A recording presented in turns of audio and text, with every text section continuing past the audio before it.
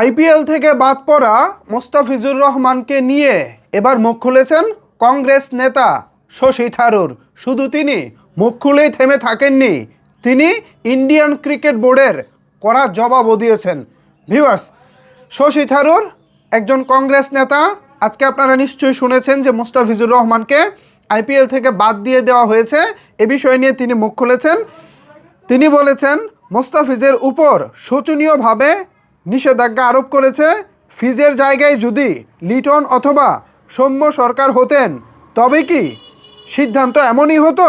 আমরা এখানে কাকে শাস্তি দিচ্ছি? একটি জাতি, একটি ব্যক্তি, নাকি তার ধর্মকে? খেলাধুলার এই বিরোধ রাজনীতিকরণ আমাদের কোথায় নিয়ে যাবে? আমারও প্রশ্ন, খেলাধুলার এই বিরোধ এবং রাজনীতি এটা কোথায় নিয়ে যাবে? রাজনীতির জায়গায়, খেলাধুলার জায়গায়। কিন্তু এখানে মোস্তাফিজুর রহমানকে বাদ দেওয়া হলো কেন?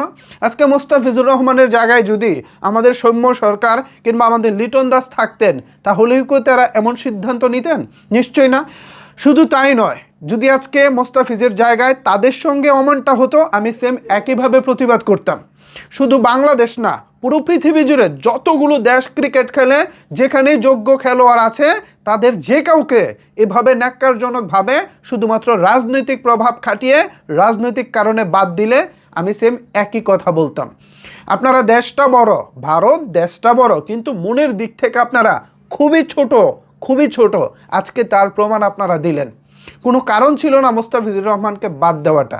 পুরো বাংলাদেশ এমনিতেই আইপিএল খুব একটা দেখে না, কিন্তু তাও আমাদের দু একজন ক্রিকেটার সাকিব আল হাসান, মোস্তাফিজুর রহমানরা যখন খেলেন তখন আমরা সেই ম্যাচগুলো আনন্দের সাথে দেখি।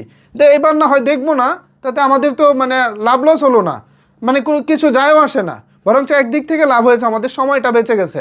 আইপিএল খেলবো, ভারতীয় বিজ্ঞাপন দেখবো, সেই বিজ্ঞাপনের প্রচারে আইপিএলের পণ্যগুলো ভারতীয় পণ্যগুলো বাংলাদেশ থেকে ব্যবসা করে নিয়ে যাবে, এতে আমাদের দেশেরই আসলে লস। সো সেই জায়গা থেকে এবার আমরা একদিক থেকে বেঁচেই গেলাম।